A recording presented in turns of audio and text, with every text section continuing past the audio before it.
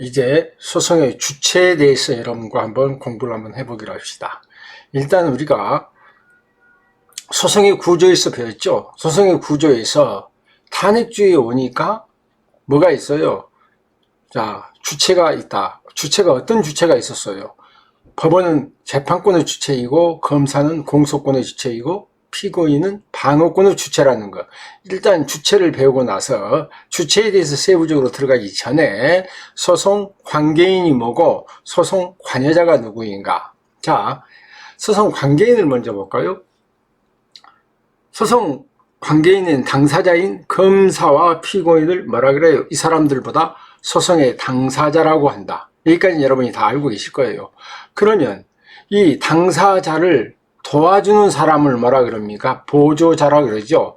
피고인의 보조자는 누가 있어요? 변호인이라든가 대리인이 있을 수 있고, 검사의 보조자는 사법경찰 관리가 있습니다.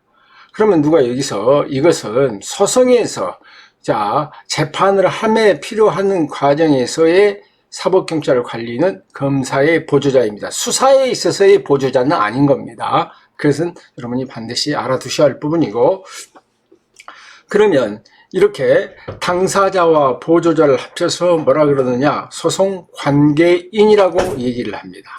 자, 당사자와 보조자를 합해서 소송에 관계하는 사람이다. 하지만 소송에 일단 소송에서 끼기는 하지만 적극적 형성력이 없는 사람, 이걸보다 관여자라 그럽니다. 예컨대 여기서 당사자나 보조자가 아닌 법정에 가서 증인을 쓴다거나 감정인을 한다거나 고소인이나 고발인은 이걸 뭐라 그러냐? 소송 관여자라고 그런다.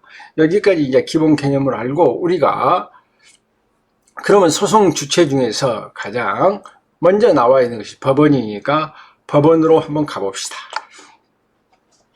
우리가 그러면 법원에 대해서 여러 가지 얘기가 나옵니다. 먼저 개념으로 형사소송법이기 때문에 큰 개념을 볼까요? 국법상 의미의 법원, 소송법상 의미의 법원이 있고, 단독죄와 합의죄가 있고, 재판장, 수명법관, 수탁판사, 그 다음에 수소법원, 마지막에 수임판사가 뭐냐? 이건 완전히 개념적인 부분입니다.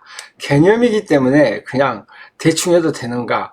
개념이라 할지라도 여러분이 반드시 알아야 할 부분은 알고 감으로써 형사소송법을 이해하기가 훨씬 편하겠죠. 자, 먼저 그러면 국법상 의미의 법원은 뭐냐?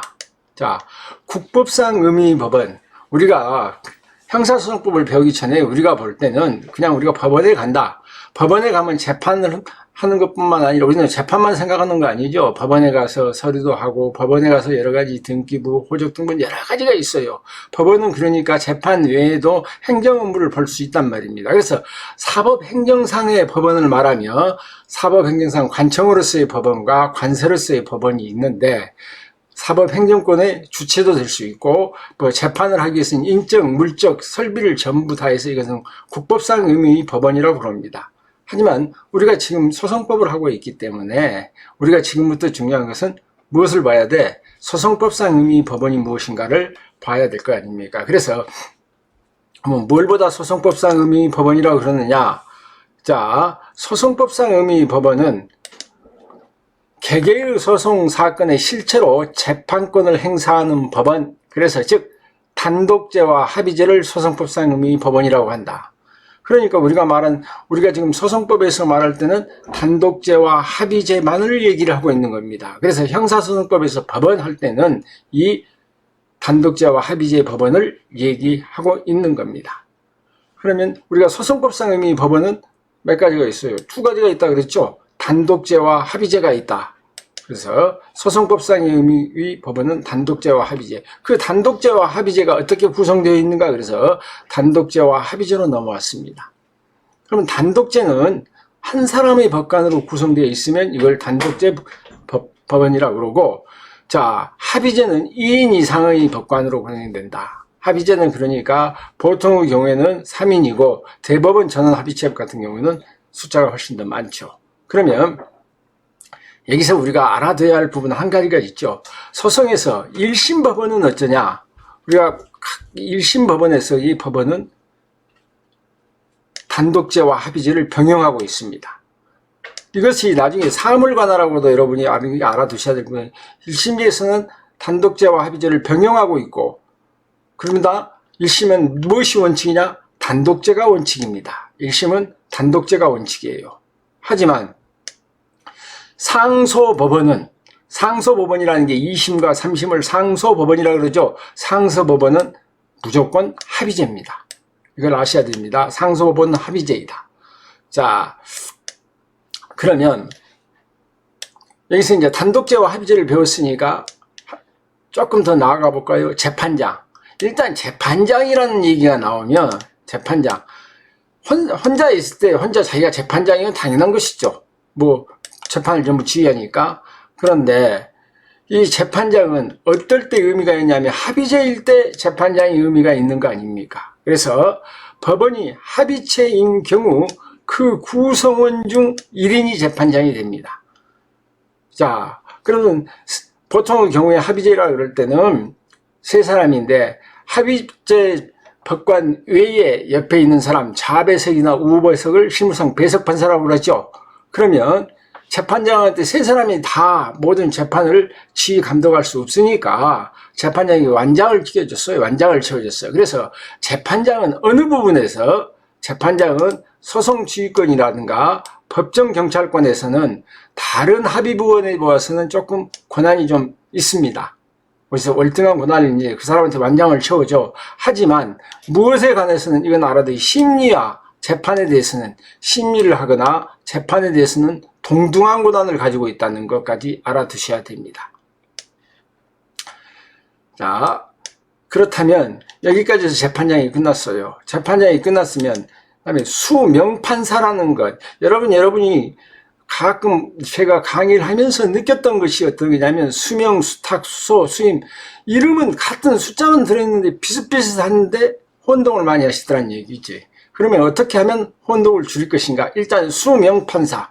그러면 일단 전제 조건을 봅시다. 수명판사가 되기 위해서는 일단 합의법원이어야 돼. 합의법원.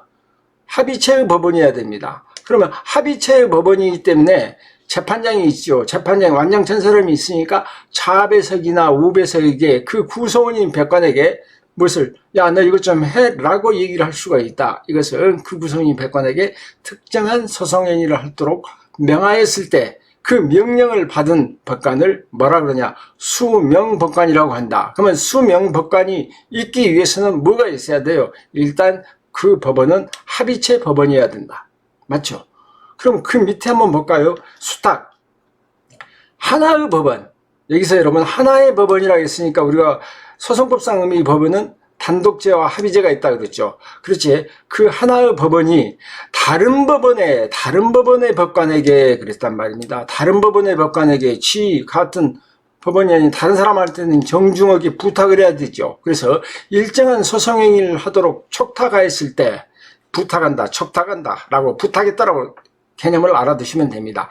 그 촉탁을 받은 법관을 수탁판사라 하고 촉탁을 받은 법관은 일정한 경우 다른 법원의 판사에게 다시 부탁받아가지고 이걸 보다 전촉이라고 합니다. 그러면 수명법관과 수탁판사의 가장 큰 차이점 뭐라고 봅니까? 수명법관은 합의체에서 그 내부에서 좌배석이나 우배석에게 어떠한 지시를 내렸을 때 이걸 보다 수명법관이라고 하지만 수탁은 어떤 합의체든 단독판사든 자기 법원을 넘어서 하나의 법원이 다른 법원의 법관에게 부탁할 때는 부탁하기 위해서 부탁을 받은 법관을 수탁판사라 그러고 그 촉탁을 받은 법관은 다른 사람에게 다시 부탁할 수 있죠. 이걸 보다 전촉이라고 한다고 합니다.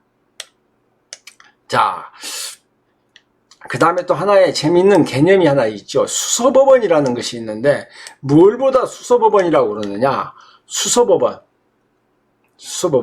그럼 수소법원의 개념은 중요하니까 자, 법원에 아주 간단하게 이렇게 생각을 합시다. 법원에 공소를 제기하면 공소를 제기받아 그 피고 사건의 소송이 계속된 법원이 수소법원이다. 그러니까 아주 쉽게 얘기해서 검사에 의해서 공소를 제기받아서 그 사건을 소송이 계속된다. 그 사건을 심리하고 심판할 법원. 소송이 계속된 법원이라고 이라고 하는데, 이걸 어렵게 생각하죠. 그 사건에 대해서 심리하고 심판할 법원이 쉽게 얘기해서 수서법원이다. 그렇다면 여기서 여러분이 개념을 좀 보시면 되겠죠. 직결심판이라든가 약식명령 청구를 받은 법원은 무엇이 돼요? 수서법원이 됩니다. 직결이나 약식. 그러나 체포나 구속, 압수 영장의 청구를 받은 법원이라든가 재정신청을 받은 법원, 비상상고 신청을 받은 수서법원이 아니다. 여기서 어떤 것은 여기서 나가서 보십시오. 직결이나 약식 청구를 받은 법원은 수서법원이 된다 그랬어요. 그러면 직결이나 약식명령 청구는 그 법원에서 심리하고 재판하면 돼. 하지만 체포나 구속, 압수수색 영장에 대한 것은 어떤 경우가 있냐 그러면은 영장만 받았지 그 사건의 실체에 대해서는 심판하지 않기 때문에 수서법원이 아닙니다. 그러면 이 사람들 직결심판의 청구나 약식명령으로 청구를 받아 심리하는 사람은 수서법원의 판사일지라도 이 사람들은 뭐라 그러느냐, 체포나 구속, 압수수색 영장을 청구받은 판사를 뭐라 그러느냐, 이 뒤에서 나오죠. 수임판사라 그러죠. 자, 수서법원과 독립하여, 그 말은 곧 아까 그 사건에 대해서 실체에 대해서 심리는 하지 않을지라도 소송법상 권한을 행사하는 개개의 법관을 뭐라 그러니까 수임판사라고 한다. 그러면 수임판사의 종류는 뭐가 있느냐, 이건 여러분이 꼭 알아두셔야 되죠. 각종 영장을 발부하는 판사, 영장을 발부했다 해서 그 판사가 반드시 재판하는 건 아닙니다.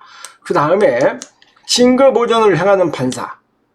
자, 수사상 증인신문을 한다. 이 사람들은 실제 그 사건에 대해서, 실체에 대해서 소송이 계속돼서 심리하고 재판을 하지 않을지라도 어떤 사건, 그 사건에 대해서 권한을, 소송법상 권한을 행사한다. 권한이라는 것은 영장의 발부라든가 증거보존 청구권에 대해서 증거보존 청구권이라든가 증인신문을 행하는 판사를 의미하는 겁니다. 그래서 지금 우리가 소송의 주체에 들어와서 개념을 봤는데, 개념을 한번 처음부터 다시 한번 저랑 보고 난 다음에, 자, 소송의 3주체인 법원을 배웠다. 법원은 국법상 의미 법원은 생각을 배우고 소송법을 배우기 때문에 소송법상 의미 법원을 이제 우리가 머릿속에 기억을 하면 된다. 이러면 소송법상 의미 법원은 단독죄와 합의죄가 있다. 그러면 단독죄 중에, 합의죄 중에서, 단독죄는 문제 안 되지만 합의죄에서 완장탄 사람이 재판장이다. 그러면 재판장이 합의 구성원의 한 사람에게 뭔 일을 시켰을 때 자기 내부에서 구성원 중에서 일을 시켰을 때 그 명령을 받은 사람을 수명법관이라고 한다. 수명법관이 아닌 수탁판사는 거기를 하나의 다른 법원의 법관에게 부탁을 할 때는 이때는 정중하게 해야 되는 게, 수탁 받은 사람이 다른 사람에게 또 부탁할 수 있다. 이걸 보다 전촉이라고 한다. 그리고 수서법원이라는 것은 그 공소를 제기받아서 피고 사건이 소송이 계속되는 법원, 그 사건의 심리를 하는 법원이 바로 뭐라 한다? 수소법원이라고 한다. 그러면 수소법원과 독립해서 수소법원 그 사건을 심리하고 재판하지는 않지만 뭐 하는 사람이 있다?